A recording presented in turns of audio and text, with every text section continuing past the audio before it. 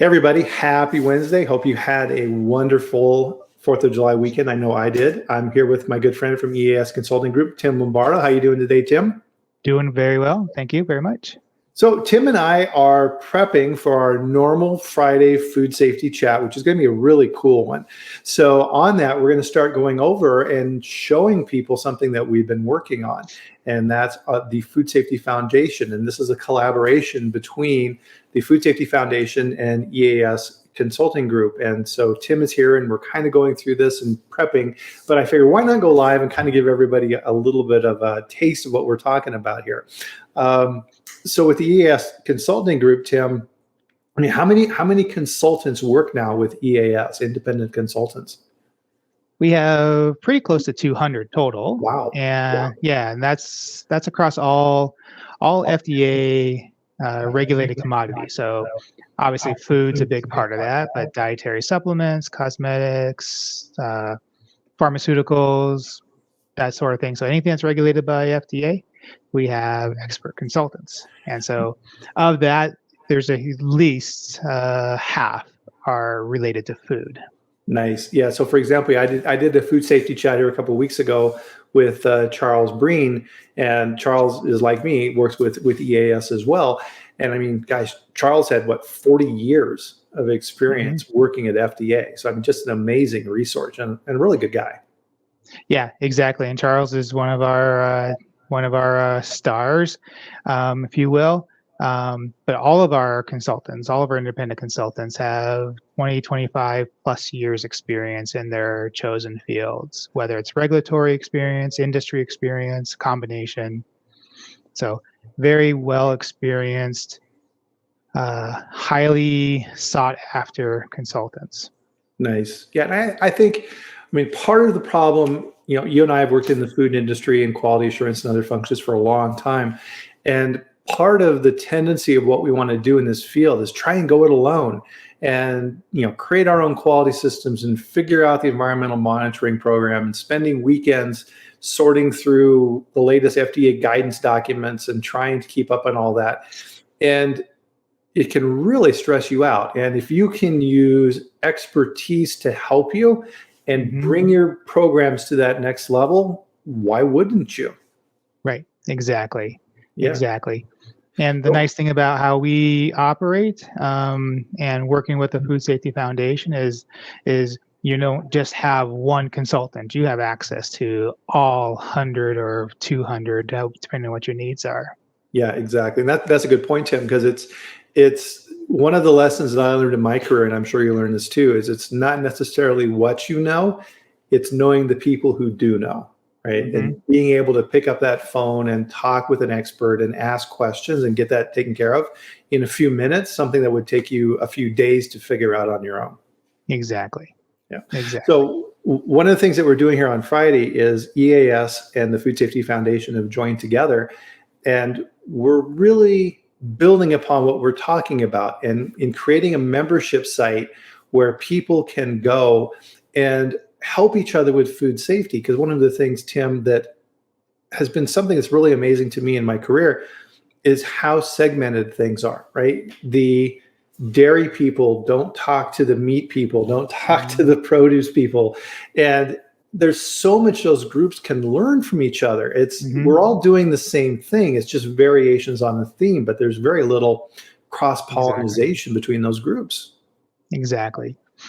Before coming to EAS, I was also a food safety consultant for the better part of 10 years. And I often cross-pollinated, to use your words, from best practices from the meat industry, applying that to produce, applying that to bakery, and vice versa. And there's nothing proprietary or secret about any of that stuff. It's just good practices that just aren't well known in the different segments. Absolutely. And you hit on something really, really important. I want to reemphasize that for everybody to make sure that you hear this. It's the tagline at the Food Safety Foundation. It's food safety is not a point of competition. For whatever reason, Tim, people seem to think that what they're doing for food safety, they need to hold this really closely, but that's not true. Because if a Bluebell ice cream has a giant recall, that impacts everybody in that sector. And you could have the best quality systems and be the best ice cream manufacturer in the world, but consumers are going to be leery of you based upon what they learned from those other recalls. Mm-hmm. And that's a great example. I mean, after Bluebell, FDA went and started sampling dozens and hundreds of ice cream manufacturers of all sizes. And surprisingly, they found issues and ended up going to their factories. And so just a byproduct of that one event with Bluebell, and that cascaded to several warning letters and other investigations. Yeah, you're absolutely right. Yeah, I think in that survey that you're referencing, I think FDA around 25%, correct me if I'm wrong here, but I think around 25% of the plants that they surveyed had something that FDA was concerned about. Yep. Yep. And that did not make the headlines like Bluebell did. Yeah, absolutely. So Tim and I both live in Colorado, and of course the cannabis industry is growing here like crazy. And that's just a really good example of how you can cross-pollinate and learn, because a lot of cannabis products are food, right? You have gummies and drinks and I mean all kinds of things that are out there now. And they're making food. And this is a brand new industry growing and learning. And depending upon what state you're in, the regulations are very fractured on how things are being handled. And in the foundation, we have members in here who are part of that industry, and they're learning how to properly manufacture food. Sure, they're making stuff with THC and CBD and these things in their products, but from a food safety standpoint, they're making food. Yeah. And no matter what your philosophical bent is towards the industry, exactly that. They're, manufacturing food and it's being consumed. Yeah. And by humans as well as our pets. And so making sure that it is being manufactured in a safe manner is critical. Yeah, absolutely. So on Friday, what Tim and I are going to be doing, and I'm typing here in the comments, is we're going to be kind of pulling back the curtains a little bit on the Food Safety Foundation and showing everyone what it is that we're up to on the site, how you can become a member, what type of information, the collaboration, the food safety chats like we're doing here, information sharing, live streams on food safety, all of these benefits. In addition to that, Tim, we partnered together on this to bring something I'm really excited about, which is consulting credits. So in a nutshell, what we're doing with this, guys, is for every month that you're a member of the foundation, you get with EAS an hour of consulting credit, which is a great way to really understand what these experts are doing, right? So Tim has this gigantic database of 200 experts.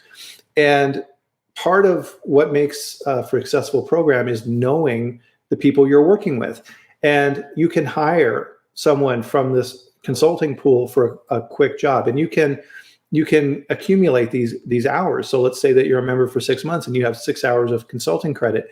You can contact me and Tim and go through the site and say, hey, I would like to hire Charles to come in and help me out with this really quick project. I need some policies and procedures rewritten because of the new sesame allergen. A benefit included with the site. And it's a great way as you're moving and working on bigger projects to look at the talent and figure out who's right for you. Exactly. Yeah. And you don't need to select one person. You got a whole field of people to choose from. You don't need to know all 100 or 200. Just reach out to us. Absolutely. And so part of this, right, is within food safety and within regulatory, right, there's these different subsets. So for me, labeling, right? Oh my gosh, all the rules around labeling and principal display panels and calculating servings and all these type of things, right? There are people that's all they specialize in. And we have a whole group of those folks. Absolutely. So on Friday, our normal live stream, Tim and I are so excited. We wanted to kind of, start getting the word out for this.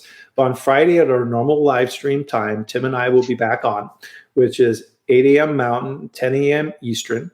And we're going to be showing a little bit behind the scenes of what's going on with the Food Safety Foundation. And we're also going to have a special offer as well. So by the time you take a look at this, you're going to be like, wow, why hasn't somebody else done this before? And Tim, that's a question I've asked myself a lot.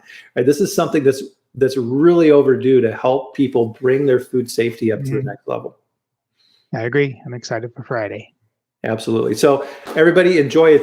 It's a beautiful sunny 90 degrees here in Colorado. So I hope where you're at, you're having nice weather as well. And we will see everybody on Friday. Thanks Looking again. forward to it.